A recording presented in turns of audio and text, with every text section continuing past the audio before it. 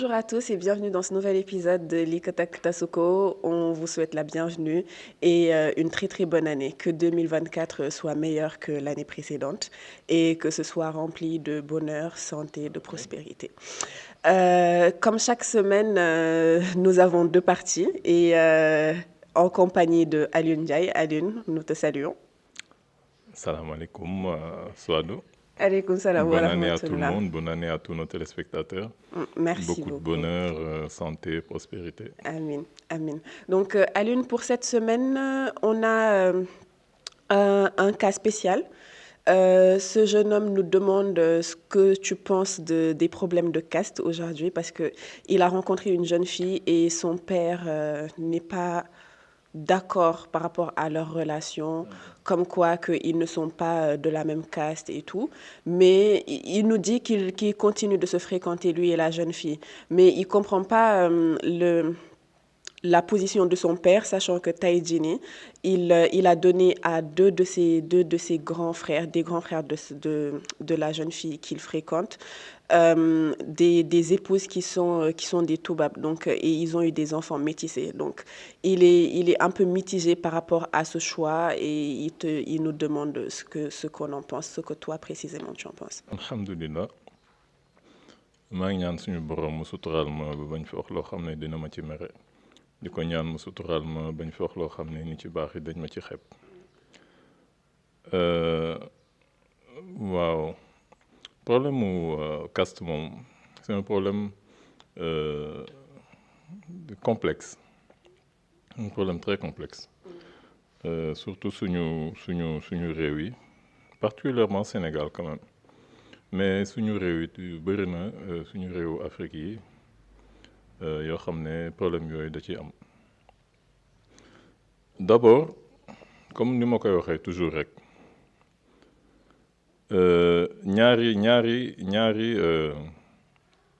ñaari jàngat moo mën a am si li mu wax. Premièrement mooy mi ngi nekk ak xale bu jigéen depuis des années te nanguñ ko may. Donc dama ko fi wax di ko waxaat nañ la répétition est pédagogique. Il faut que ñu xam lan mooy sëy d'abord. Donc ki nga nekkal pendant des années mu nangu nekk ak yow nga nangu jël ko en charge nga nangu jël ses responsabilités par rapport ak moom jox ko can mu nekk sa soxna papam d'accord na papam d'accordul seen waa kër d'accord na seen waa kër d'accordul loolu amul solo. Encore une fois il faut que nit yi ñu xam yan situation nañu nekk lan mooy seen statut nit booy nekk ci benn situation da ngay xam yow ci lan nga nekk quand même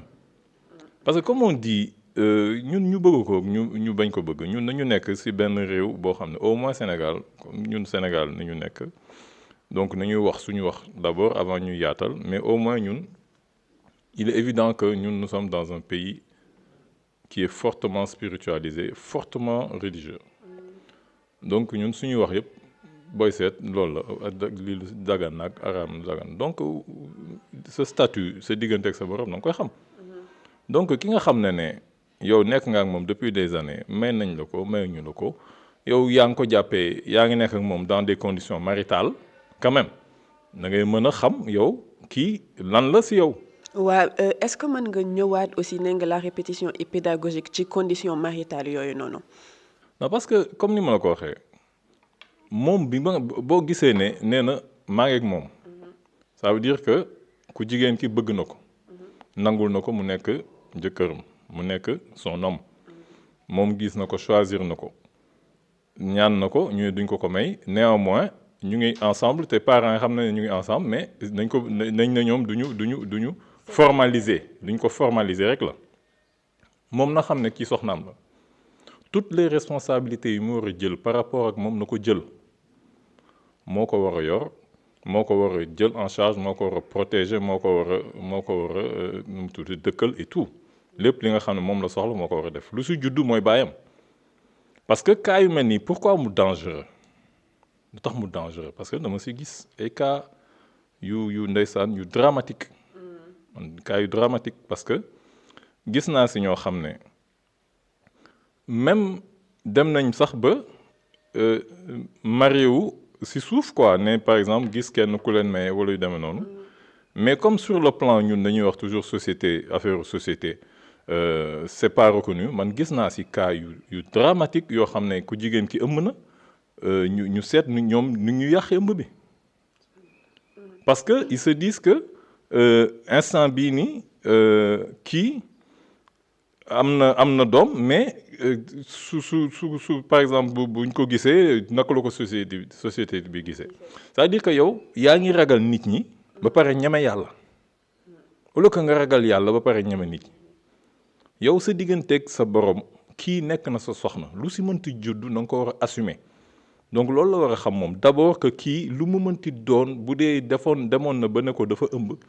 na ko jël assumer ko pleinement bu mu xalaat leneen loo xam ne lay dugal ci bopp xale bi naan ko nañ ko def nii ak nañ ko def nele mais xam nga chaque fois booy wax ci cas yu mel nii damay faral di la wax ni que malgré que y a la religion qui est à côté et nga teg cas boobu noonu il y a aussi le fait que on vit en société tey jii nii et parents yi tamit dañ ci am wàll je veux dire tey jii nii sa papa bu la nee mënuma la may kii nii au pire des cas nga waxtaan ak moom mais tey jii nga ne góor bi sa jëkkër la wala que tu n'as pas besoin de l'avis parental est-ce que ça aussi ci ñun nit ñu yaree ça se fait réellement est-ce que c'est des choses qui existent réellement. non c'est des choses qui existent sinon cas yi du ñu ko posé yoo xam nga si am pagaay cas yi man noonu mais premièrement pour jeexal si wàllu parce que ñaar ñu nekk dans des conditions yoo xam ne dugguñu si biir tojuñu yax bi mais on suppose que c'est des conditions maritales ah ñu ngi nekk ñoom comme ay jëkkër jabar comme ñu ngi depuis des années dama la bëgg wax ne bu amee doom que ce soit la religion que ce soit la loi avortement c'est interdit c'est pénal boo ko defee nañ lay tëj donc gis nga ba tàyyi jigéen ñi booy xool majorité malheureusement jigéen ñi nekk ci prison yi affaire avortement moo leen fa dugal lan moo leen ko teg lu dul société bi lan moo ko fi jaar même bu doon loo xam ne religion bi da ko condamné mooy que yow am nga jëkkër il est absent ci ginnaawam nga am fa doom mais quoi qu'il en soit c'est assumé c'est consommé bàkkaar bi mu ngi fi léegi kay yow jéemal tuub sa diggante ak sa borom mais li nga xam ne doom bi mu ngi fi mais assumé ko bu dee na nga ko mënoo ko yar nga jëm ko yóbbu fenn orphelinat wala y a plein de gens qui ñu bëgg am doom te amuñu doom donc quoi qu'il en soit il faut que ku góor ki xam ak ku jigéen ki que ñoom déjà jël nañ seen responsabilité parce que ñu ngi ensemble xam nga tamit comme li ngay wax naan il faut que par exemple ñu xam ne suñu société dafa am loo xam ne nanguwu ko par exemple sa parents yi wax la nga dégg mais kii déggul li parents yi wax déggul est-ce que dégg na li parents yi wax ñu ne ko bàyyi ko mu bàyyi ko bàyyiwu ko c'est ça le problème c'est-à-dire que où nañuy nekk ci famille boo xam ne am na famille yoo xam ne su ma waxee sama doom kii bàyyi ko mu wóoroon da koy bàyyi bëriwul waaw jigéen moom am na noo xam ne moom bu ñu ko jàppee moom pour ñu bàyyi dafay jafe donc mu ne la bàyyil yow déjà tu n'étais pas émotionnellement attaché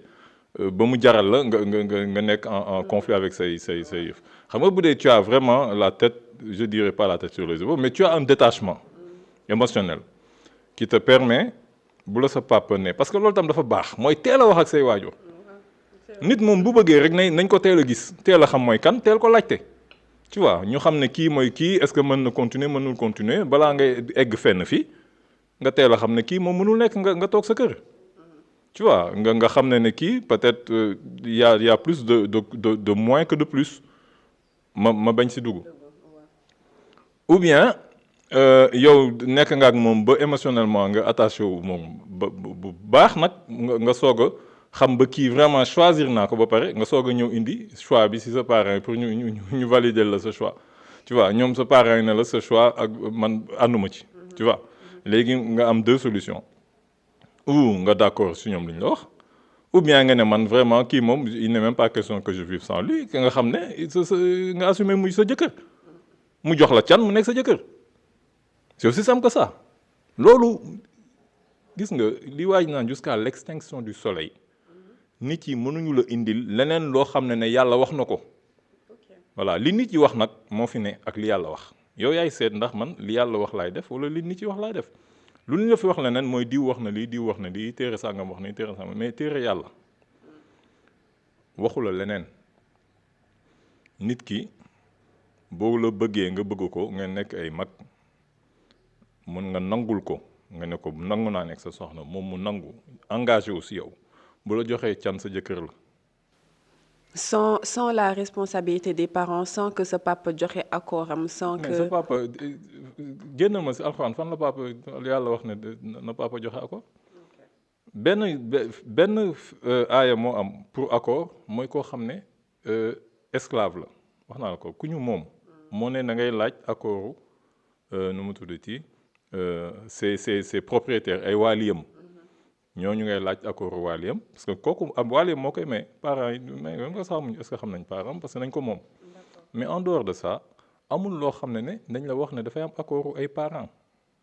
amul sax ñu ne foo xam ne nañ la wax ne dafa war a am ay nit yu ko seede si fase nañ ko xam soxlawuñ ko si takk mais encore une fois c'est l'engagement de l'homme qui fait la différence mu nangu ne jël na la en charge yow yaay soxnaam ba pare mu jox la can ba pare yow bu doon nekkoon nga ak keneen nga toog 3 mois yoo xam ne wala 3 nu mu tuddati menstru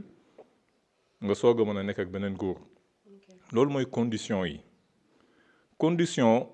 mariage les barrières à l'entrée sont faibles c'est les barrières à la sortie qui sont fortes noonu la ko yàlla bëggee léegi bu ñu demee si beneen cas bi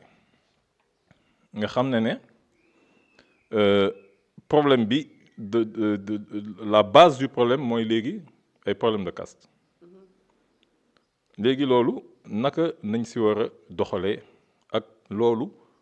ndax daf di loo xam ne ñun comme nous on dit que nous sommes fortement religieux ndax loolu dafa nekk loo xam ne yëfu diine da ko wax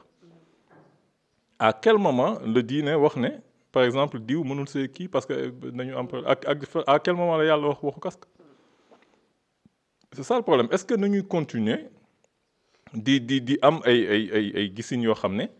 parce que le fait que caste am ak le fait que nga ne par exemple caste yi nu ñu gënalante c'est 2 choses différentes xam nga le fait que caste am c'est pas quelque chose de négatif en soi que par exemple ñu ne il y a une caste des forgerons il y a une caste des communicateurs griots il y a une caste des tisserands il y a une caste des cordonniers tu vois que am na ñoo xam ne c'est les érudits quoi les érudits les jurisconsultes ñoom ñooy catégorie les prêtres moo doon temps bu njëkk bi parce que caste yi ñu ngi ko doonee suñuy maam yi ñu ngi ko doonee si Égypte tu vois donc loolu nañu indaale ñun cette stratification la nga xam ne moo amoon léegi loolu est-ce que ça veut dire que diw moo gën diw et que diw warul marié ak diw parce que loolu lu doon indi yenn mariage tu vois endogènes yi mooy que dafa am caste bu nekk ay xam-xam yu muy àndal tu vois dafa am ay xam-xam yu muy àndal ay connaissances yu muy àndal ay initiation yu muy àndal donc en général ku nekk na ngay fiir ci sa xam-xam tu vois donc na ngay bëgg sa xam-xam nga préserver ko ci sa communauté parce que keneen bu ñëwee rek xam-xam bi day génn donc loolu moo doon gën a tax ku nekk di préserver un peu sa xam-xam mais ça veut pas dire que dafa amoon ay gënalante tu vois donc que par exemple yow nga jàpp ne man maa ngi ci castu érudit yi wala prêtre yi donc maa gën ki nga xam ne mu ngi ci castu forgeron yi wala forgeron maa gën ki nga xam ne mu ngi ci castu historien griot yi wala kii maa gën ci castu tisserand yi non wala ki nga xam ne agriculteur la parce que après ñi nga xam ne amuñu connaissance ñoom ñoo nekk la caste des agriculteurs te am nañ connaissance sax parce que bay tamit laaj na ay connaissance yu bëri tu vois ñooñu en général mën nañ nekk ay astrologue ay tu vois ce genre de choses wala ay astronome même parce que di nga xam ay connaissances yu bëri par rapport ak kii nu mu tuddati climat bi saison yi étoiles yi ak yooyu ni muy doxee donc loolu moo indi woon loolu mais encore une fois nit moo amul différence si wàllu race ak si wàllu ethnie ak si wàllu caste nit amul différence si wàllu race si wàllu ethnie ak si wàllu caste booy xool nit ba mën ko xàmmee ne kii lii la wala kii lii la li déterminant en dehors de couleurs yi comme ni ko yàlla waxee si Alxuraan nee na ñun dañu nekkoon benn communauté boo xam ne unique la ñëpp benn nañu woon ñëpp Afrique fii nañ nekk benn communauté après nee na ma def si yéen ay distinction pour que ngeen mën a joxante cër parce que xàmmeente bi ñuy wax mooy joxante cër rek parce que nit boo ko nee xamoo ma ça veut pas dire xam ba nit boo nee xamoo ma lan nga bëgg a wax est-ce que xam nga maay kan ça veut pas dire ndax tu me connais ça veut dire est-ce que jox nga ma cër est-ce que respecté nga ma waaw loolu la donc différence yi c'est pour que ñu joxante cër mais nit en dehors de góor ak jigéen gis nga genre moo gën a déterminant que race moo gën a déterminant que ethnie ak lépp loo mën a gis genre moo gën a déterminant parce que non seulement sur le plan physique anatomique ni ngeen ute ma xool kii xool na jigéen la kii góor la mais sur le plan physiologique sur le plan psychologique vous êtes différents parce que vous n'avez pas les mêmes hormones tu vois kii testostérone lay produire en masse kii oestrogène lay produire en masse même bu dee ku nekk dina si am tuuti mais vous êtes différents mais loolu gis nga boo ko génnee mënuloo def différence entre les nit entre les hommes wala nu mu tuddati entre même les races xam nga li gënoon déterminant si différence entre nit ñi kenn du ko jël en compte mooy groupe sanguin yow man xam naa la depuis xaw ma kañ xaw ma lan mooy sa groupe sanguin yow xamoo sama groupe sanguin. xam naa sa groupe sanguin. boo xamee rek maa la ko wax. waaw. tu vois parce que nit di nga liggéey ak nit pendant des années man nekk naa pendant des années am na sama doom yoo xam ne xaw ma seen groupe sanguin te groupe sanguin mooy li nga xam ne mooy différencier nit parce que li lay wan ne mooy différencier nit que nit ñi bokkuñu. mooy que da ngay jël sang benn nit nga jox ko keneen koo xam ne war ko jox day wàcc liggéey tout de suite wuyu ju boromam mais xam nga loolu c'est grave ça veut dire que ñaar ñi ils sont incompatibles à un degré boo xam ne bu ma ko joxee deretam mu dee bu ma ko joxee sama deret mu def choc anaphylactique tu vois donc le problème mooy que affaire bi fii am solo. yàlla dafa def ba les gens jox bàyyiwuñu si important loolu mooy déterminer nit ki mooy que ni mu amee solo noonu nga gis ko ba mënuñu pas noonu la déterminant yi même si ba ban façon nit nga yow société asiatique yi ñoom ñoo ko gën a jox importance boo demee ay Chine wala n'importe qui boo gisee sax kuy jàng Chine wala yooyu groupe sanguin dañ la koy laaj tout le temps les sociétés Chine Japon dëkk yooyu yëpp ñoom groupe sanguin nañ la koy laaj parce que ñoom du ñu def dara te déterminer ce groupe sanguin parce que groupe sanguin mooy déterminer nit booy xool nañuy wax 4 groupes sanguins mais peut-être 3 de base la te même 3 yi sax 2 moo si déterminant mooy A ak B ñooñu bokkuñu nit bokkuñu façon te bokkuñu si dara depuis le départ depuis Abel ak Cain tu vois depuis le départ ñaari nit ñu bokkul nañu kenn ki day nekk sédentaire kenn ki nekk nomade wala kenn ki nekk nu mu tuddati traditionnel kenn ki nekk moderniste tu vois wala kenn ki nekk force nekk terrien kenn ki nekk marin tu vois mooy indi sax même si empire yi nga gis empire tellurique ak empire maritime tu vois ils n'ont pas les mêmes façons de voir ils n'ont pas les mêmes actions sax bokkuñu nit yi duñu bokk ni ñu xalaatee kii mooy gën a dal mooy gën a pacifique parce que moom dafa toog tu vois il voit le cycle des saisons se passer il a de la patience kele du toog day dem donc buy dem moom lu teew mi teew lay def donc day chasser tu vois day pêcher day tu vois moom mu ngi si loo xam day dem si action ba pare il n'est jamais en même endroit ils n'ont même pas les mêmes approches ba pare dunda moo pour danger parce que moom toujours fi mu ngi dem vers l'inconnu donc mooy gën a mën a xeex mooy gën a dëgër mooy gën a naqari deret mooy gën a tàng ñaari nit ñooñu bokkuñu tu vois léegi nag am na beneen nit boo xam ne moom moo leen di àtte xëj na mooy O parce que moom mooy jox ñëpp donc ñooñu beneen façon nit nañu pour Sénégal moo fi ëpp tu vois boo xool suñu moo tax xëy na ñu dal xëy na moo tax ñu am benn façon de penser bu gën a différent te même si àdduna bi sax booy seet ñi nekk groupe O ñoo si ëpp xëy na moo tax àdduna bi tasugul AB minimum la ay 3% la affaire AB pour man sax benn genre mutant la donc xëy na de mais déterminant vrai nit A la ak B ak ki leen di àtte te loolu kenn du ko xalaat yow di nga am sa soxna xamoo groupe am donc yow koo xam ne yow mën nga nekk koo xam ne bu amoon dara yow mënoo ko sax jox sa deret nga nangu nekk ak moom ngeen nekk am ay doom mësuloo xam son groupe yow léegi yu ñàkk solo yu mel ni ay moom day ràbb man damay tëgg moom muy wax man may bay yow yu déterminant yooyu nga xam ne ce sont des métiers qui vont avec des connaissances donc bu dee loolu na nga koy continuer mais continuer ne man du ma seeg journaliste mais oui du ma seeg koo xam ne diamantaire la wala du ma seeg koo xam ne je sais pas tu vois du ma seeg koo xam ne dafay jaay magasin wu daal wala mais tu vois donc il y a des choses yoo xam ne dafa amul bopp amul genn il faut que ñu xam origine bi lan moo ko indi woon et que différence de métier yooyu ak connaissance bi mu àndal amul benn rapport ak gënante nit moom même yàlla buy wax sax léeg-léeg du utiliser baatu gën dafa naan ki gën a tedd si yéen mooy ki gën a ragal yàlla parce que ragal yàlla da lay indil jikko yu tedd nga xam ne nit buy jëflanteeg yow nga neex a jëflanteel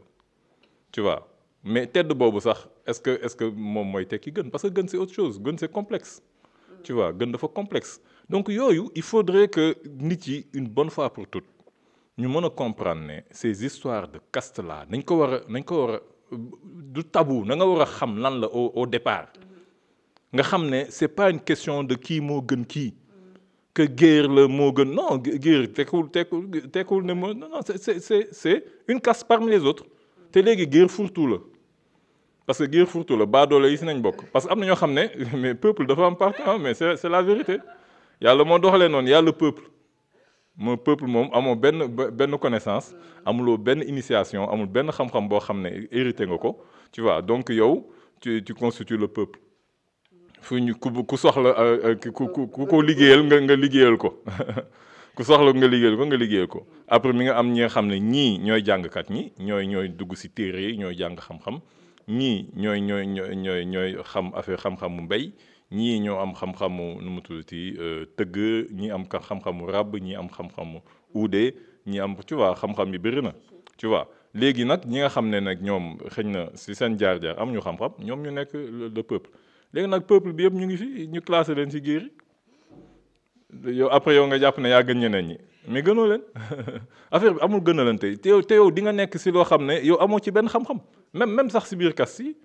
ne gis koo xam ne wii nee na ñu tëgg la mësul xam forge nu mu mel mësul tey enclume xamul nu ñuy defaree ñaar dërëm xamu ko connaissance yooyu les gens l'ont perdu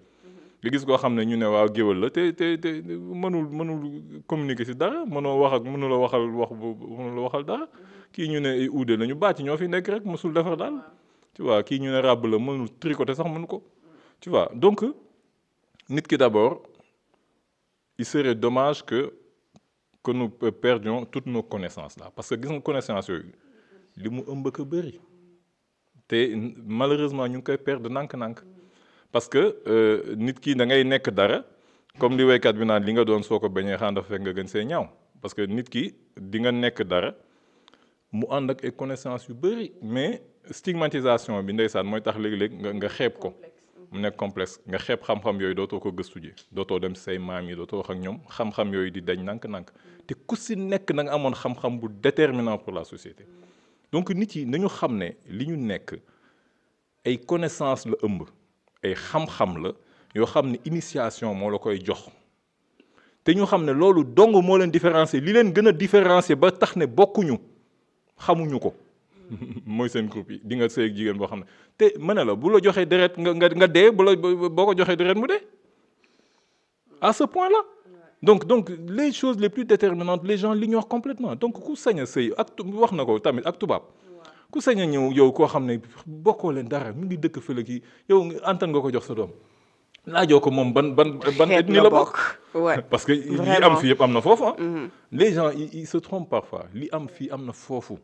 li y a tout c'est la même chose donc yow jéemoo xam moom fi mu jógee lan la fa yow ñëw na rek nga jox ko donc dañu arrêté yooyu encore une fois nañu xam à la base lan lay tekki lan mooy caste ku su nekk ku nekk nga xam lan lay tekki yan xam-xam la ëmb te nga uti ko voilà te bu ko ñàkk parce que xam-xam yooyu boo ko ñàkkee ñun ñëpp ñoo koy ñàkkandoo parce que ñoo bokk réew mi te ñun ñëpp nañu soxla xam-xam yëpp ku si nekk fi nga xam ne moom la xam-xam yu mu ëmb moom la sa maam yi jàngal xam ko nga xam ne on va pas les perdre te dinañu jëriñ si réew mi te nga xam ne kenn gënul kenn li nga nekk yow gënuloo keneen ki moom tam gënu la et que les gens qui comprennent ak ay histoire à dormir debout yi nga siy dégg kii bu ma jegee daf may def lii ak daf may yooyu ay waxi sa nit yi tamit il faut que ñu yeewu quand même quoi vraiment ñu bàyyi di foye suñu xel yi ak di am ay croyances yoo xam ne dafa amul base parce que croyance il faut que mu am base au départ nga xam ne ni lii fii la jógee kenn mënu la wax croyance bi fu mu mën a jógee à part que nit ku nekk da ngay bëgg sa bopp rek quoi xam nga nit ku nekk jàpp nga ni li ma nekk moo gën affaire dem noonu tu vois c'est toujours comme ça que ce soit dans la religion ku nekk jàpp nga ne xëy na yow secte bi nga nekk moo gën benn secte bi loolu la rek nit yi dem nañ ba léeg-léeg du ñu mayante nit yi ay sectes différentes nga ne man kii secte bi laa bokk du ma may sama doom koo xam ne benn secte li parce que xëy na voilà da koy dugal si biir sectam les gens en sont à ce stade-là tu vois donc yooyu yëpp ay caaxaan la nit yi bu ñu bëggantee nañ leen may ñu sëy bu ñu leen mayul tamit ñoom mën nañ sëy nañ daganal sa diggante yi moom bu ñu xasee waxtaan bu jubóo rek dagan na. mais tey jii nii par exemple lan moo war a nekk responsabilité parents yi tey jii nii pour tënk wax bi. waaw mais pour tënk ko foofu rek parents moom li yàlla wax rek nee na maye leen seen célibataire yi. bu ñu amul xaalis yàlla dina leen jox xaalis donc avant jigéen di ñëw naan la maa ngi bëgganteeg diw yow yaa waroon taxaw ak nee na comme waxoon naa ko fi benn yoon yaa waroon taxaw ak moom seetlu ko seet ndax kii toll na foo xam ne war na mën a sëy kii pubère na nekk na mag gis nga ko muy commencé di am yenn fréquentation toogal wax ak moom ne ko nag bu dee am na ñu la bëgg man am naa doom bu am 15 ans boo xam ne ñëw na ma xam ma même 15 ans la man wala naan est-ce que su ma gisee koo xam ne bëgg na ma ne ko buy ñëw si instant ma la koy may après quelque temps mu ñëw ne ma wax naa ko waaye moom nee na pareegul ma ne ko waaw si moom la des comme pareegul rek waaw na toog si coin am yow bul nekk ku parewul man toujours la laa wax sama doom jigéen ñi bu leen góor bu parewul tardel c'est ça le problème góor bu parewul pour engagé wu bu mu la tardel fenn tu n'es la propriété de personne ku engagé wul bu mu la tardel c'est aussi simple que ça. ok donc Alioune merci beaucoup pour éclaircissement yi nga jot a joxe et pour dugg ci deuxième question bi c'est un autre monsieur qui nous explique un peu kaawam moom nee na dafa am jabar ça fait 13 ans maintenant qu'ils sont mariés ils ont 6 enfants mais mu accompagner ko soutenir ko nag si lu bëri par rapport ak situation financière am et tout ils ont grandi quasiment ensemble léegi nag mais du doon nekkul jigéen bu jàng donc là il a rencontré une jeune fille de 25 ans boo xamante ne moom gis na ni que mën na ko apporter plus par rapport ak vie wam financière et tout ça et qui peuvent accomplir beaucoup de choses mais xale bu jigéen bi daf ko poser ultimatum c'est de se séparer de sa première femme moom nag nee na daf ko bëgg léegi il se demande comment faire pour la convaincre sachant que il ne peut pas laisser tomber sa première femme parce que ñoom ñaar dañu am jaar-jaar et tey jii nii comment faire pour convaincre la jeune fille de nekk ñaareelam. xam nga kaawu waa ji moom nee na dafa dem ba mbiram commencé dox quoi dafa nekkoon ak soxnaam léegi affaire il est devenu prospère maanaam donc il fréquente tu vois de nouveaux milieux ak yooyu yi nga xam ne moo ànd ak son nouveau statut et que nee na soxnaam français bu leer sax mënu ko wax jàngul affaire yu dem noonu et que gis na xale étudiante bi soog a pare jàngam koo xam ne moom moo gën a ànd ak statut am quoi mais que femme bi da ko ne léegi man moom ay du ma dugg si ay mariage yi il faut nga bàyyi sa soxna si ak ay 6 doom ak yooyu léegi waa ji il se pose la question ndax mën na ko def wala nu muy convaincre kele tu vois déjà vraiment lii dafa triste tu vois parce que avantage bu ñu am ñun vraiment te c'est un réel avantage mooy que nañu nekk société boo xam ne nangu na nga am soxna yu bëri te loolu jigéen yi lu ñu leen tubaabisé tamit xam nañ ne loolu avantage la tu vois même ñi nga xam ne réew yi nga xam ne dañuy wax ne réew tubaab nañu te ñoom duñ def yooyu buñ ko deful de manière formelle de manière légale ñu ngi koy def du doon manière ba pare foofu mooy ëpp ay drame parce que day bëri ay tas day bëri ay divorce comme mënuma ànd ak kii na may bàyyi kii bu doon yeneen réew yi ñoom dañuy obligé bàyyi ki nga xam ne am nga ak moom ay 6 doom nga bëgg ko bu léegi nga nar ko parce que nga gis keneen tu vois kii par exemple le principe nga dem ba benn instant nga gis xale boo xam ne bëgg nga ko denc loolu boo si waxtaanee ak sa soxna ak comme ni mu waxee ne noonu la soxna si baaxee que ñoom ñaar juboo nañu boo si waxtaanee ak moom tu vois wax ko lu tax nga bëgg ko def man jàpp naa ne mën ngeen juboo comme ni ma la ko fi waxee woon soxna yi moom bañuñu wujjee problème bi ça dépend ni muy amee en général manière bi nga koy defee mooy ni problème bi mais kii man kii mu wax que par exemple genre prétexte yu mu génne man c'est ça qui me désole quoi que sama soxna jàngul école que du làkk tubaab bu baax mais non mais c'est que waa ji waxu complexe yooyu man moo ma naxari c'est-à-dire que yow quel rapport avec comme si ta femme yow genre benn je sais pas benn trophée la boo war di exposer wala moom da nga war a nekk si biir nit ci di ko génne muy war a làkk tubaab wala mu war a am ay débat kii mais non mais sa soxna c'est pas pour ça sa soxna moom yow pour yow la seen waa kër ak ñi nga xam ne fekk si leen si kër gi te ñi la fekk si kër gi moom ni muy doxalee moom lay doxalee si biir këram elle n'a pas à par exemple à se mettre je ne dirais même pas au niveau des trucs mais à essayer de plaire répondre oui voilà à ces à essayer de plaire aux gens yi nga xam ne yow ñoom ngay fréquenter tu vois donc nga joxe ay prétextes yoo xam ne c'est des prétextes yoo xam ne ça n'a amul benn valeur et que jàngul école te jàng ñàkk dem école mais terewul nit ki mu muus mën na nekk sax yow moo la gën a muus yow boo demee ba egsi fii xëj na moom jàppale bi mu la jàppale moom mën tax ba pare mi ngi wax ay nu mu tuddati ay affaires yu amul bopp amul genn yoo xam ne waxu keneen moo lay wax yooyu xëy na xale bu ndaw bi moo koy wax loolu naan ko ne waaw kii fu mu toll nii amatuma ak moom benn projet bu ñu mën a teg ensemble mais quel projet ngay teg ak yow sa soxna vous êtes dans une vous n'êtes même pas vous êtes dans le réel vous êtes dans votre vie de couple yow jóge nga benn situation boo xam ne bu précaire ba léegi tu dis que yow tu as des maisons à Dubaï fu nekk yaa ngi dem Chine di dem di ñëw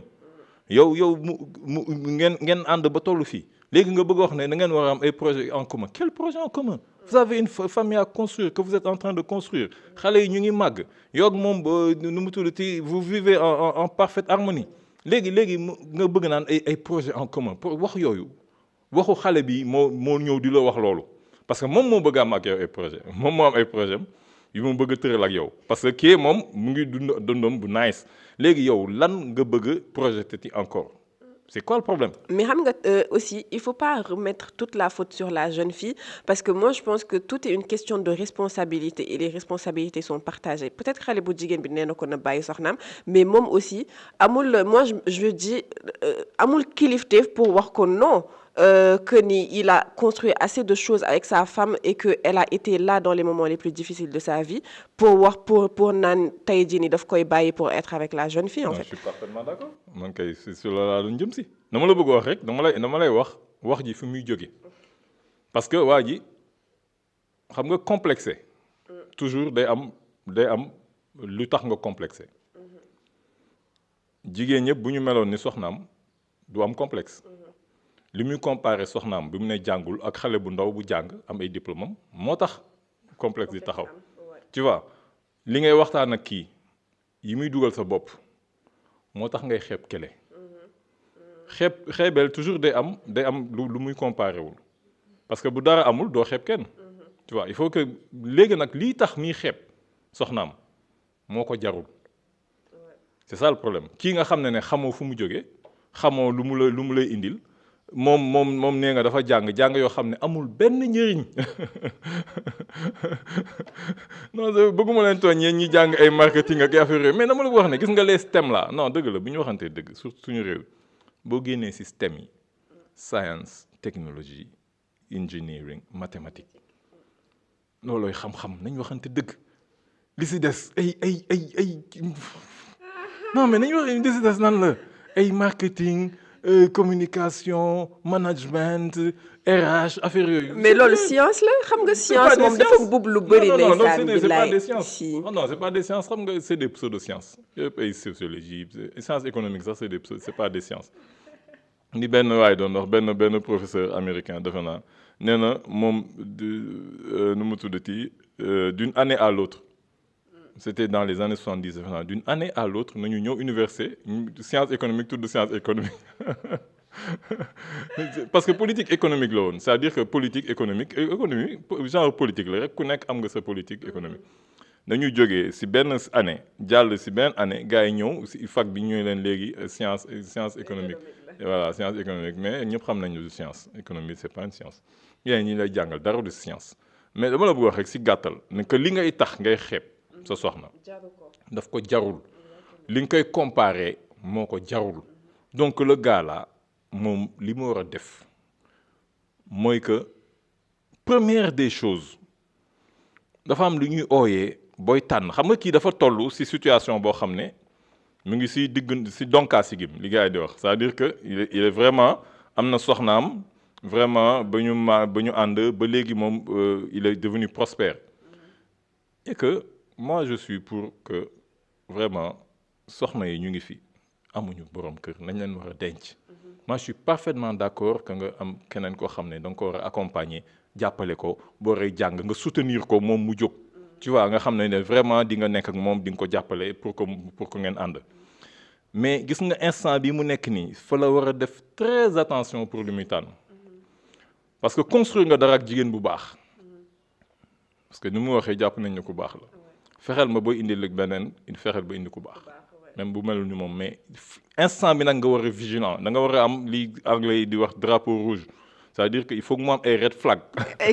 exactement non gis nga instant bii red flag la bu mag a mag suñu baay bu baax bi da daal wax gis nga Oustaz Alioune Sall dafa am papam ndeysaan sama xarit la woon Baye Mbaye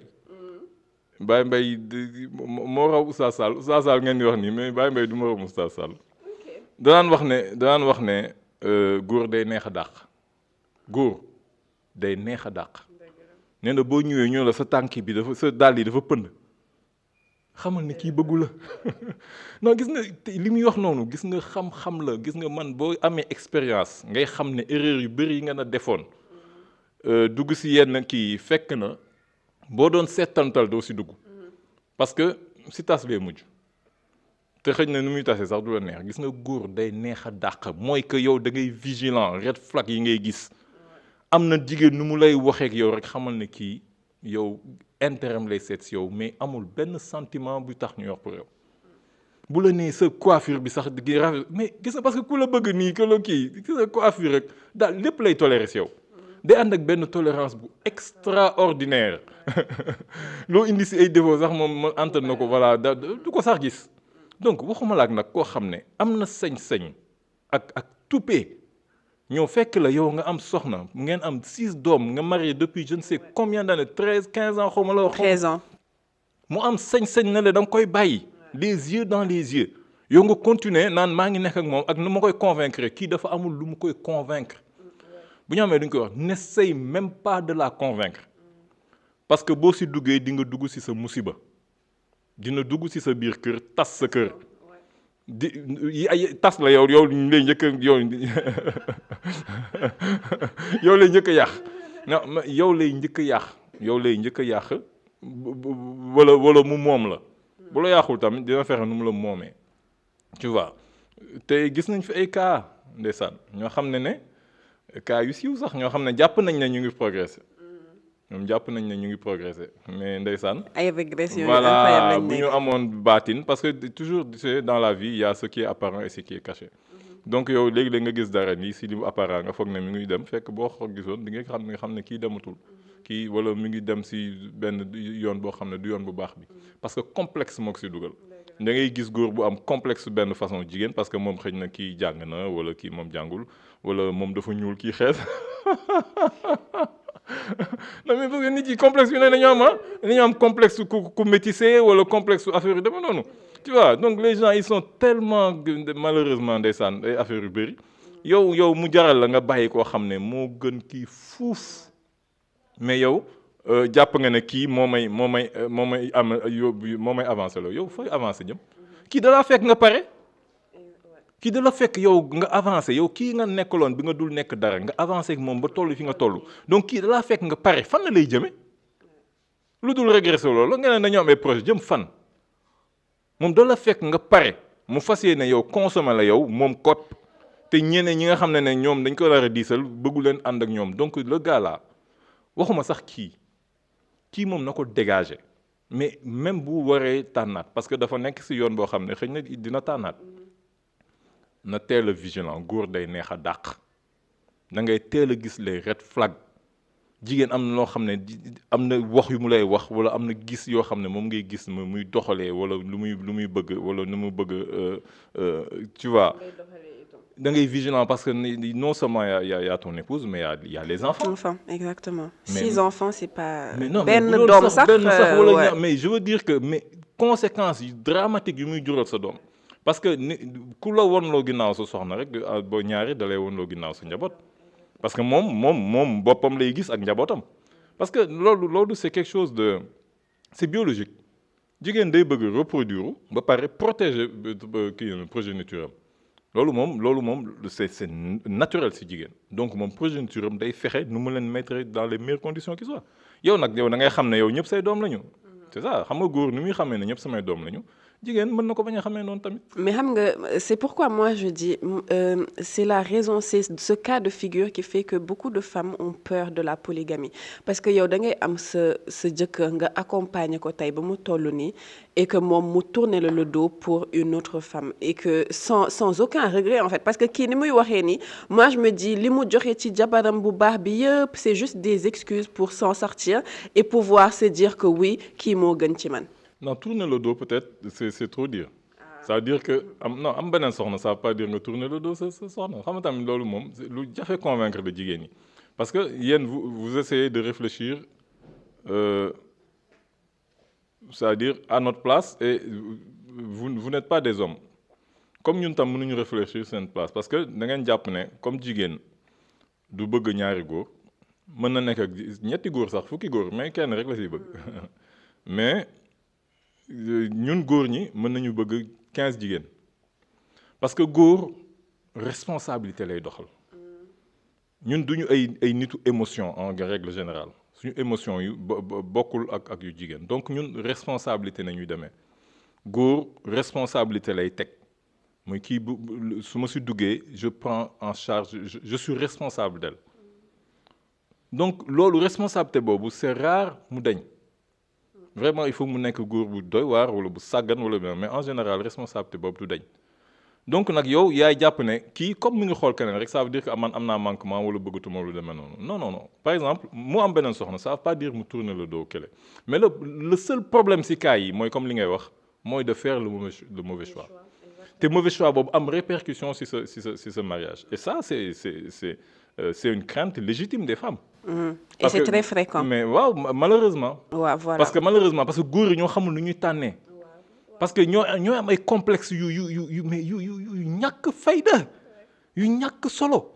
yow nga gis benn jigéen foog ne lii nga gis ci moom valeur la. valeur ajoutée boo xam naa fekk du dara. làkk tubaab valeur non je veux dire jàng je sais pas def RH wala def wala def gestion des projets non loolu nañu jàpp ne ay valeur ajoutée la wala je sais pas mais non yow gis nga complexe yooyu mooy tax nit yi di am ce genre de problème là il faut faire les bons choix gis nga li nga jàpp ne mooy ay qualité jigéen ñu ko fi doon wax nga seetlu ko ci moom gis nga ne kii ku baax la set na oyof na yaatu na neex na deret fiirul bu bëri am na valeur am na diine loolu boo ko xasee gis ci moom nga xam ne kii am na yii nga nekk ak moom saytu ko ay 3 mois wala yooyu nga xam ne nekk nga ak moom ba gis ne lii yëpp gis nga ko ci moom su boobaa nga xam ne kii potentiellement mën na nekk soxna ba pare waxtaanal ak sa soxna ki nga nekkal parce que jigéen ñi tamit ñoo gën a mën a gis red flag bu jigéen que góor sax ñoom en général boo waxtaanee ak moom bu dee comme ni mu waxee nii ku baax la juboo nañu mais waxal boo demee nag ba gis kenn ba saytu ko ba jàpp ne yow kii vraiment c'est le bon choix en ce moment là dama waxtaan seeg moom s'il le faut nga indi ko man sama papa dafa ma naan wax yow seeram neexul man dama naan bëgg benn soxna indi présenté ko samay soxna ñu ñëw foofu ci kër gi ñu toog waxtaan may leen kii laa bëgg a denc mu ne ma kii doo ko mës a denc te pourtant denc naa ko parce que le problème mooy que gis nga jigéen ñi il faut que nga leen siy boole. il faut être transparent. Voilà il faut essayer d'être transparent le maximum possible. Je pense que loolu boo ko defee tu n'auras pas de problème mais encore une fois kii li ñu koy wax mooy que cas bii mu joxe ce cas de figure là ce cas précis là na ko fi ne ñukku te seet keneen kii moom nekkul ku baax parce que ku lay jox condition ne bàyyil sa kii moom kooku moom un jour bi mu la koy waxee. non jour boobu ngeen di ngeen waxtaan ak moom waxtaan bi neex mu gunge la nga effacer numéro waaw loolu la c'est-à-dire que kii moom effacer numéro red flag la bul sax dugg ci loolu góor day neex a dàq encore une fois waaw. Merci beaucoup Alioune donc moi ce que je retiens c'est que ku nekk que ce soit góor que ce soit jigéen on doit faire le bon choix bàyyi xel ci ki ngeen di dugg et que ngeen vigilant surtout parce que le choix il est important le choix de la personne après tu peux ne pas être d'accord mais on choisit des partenaires de vie encore une fois donc bàyyi leen ci xel bu baax a baax nous vous remercions encore une fois Alioune merci beaucoup merci à nos téléspectateurs. wax ñu abonné nag parce que ñoom abonnement yi moom des na. ok d'accord donc mais dañu abonné. waaw abonné wu leen ci nos différentes pages YouTube Instagram Facebook et surtout si vous avez des questions des entretiens que vous voulez avoir avec Alioune n'hésitez pas la plateforme c'est likotaktasuko.com. C'est ça? Merci beaucoup et à la semaine prochaine, Inch'Allah.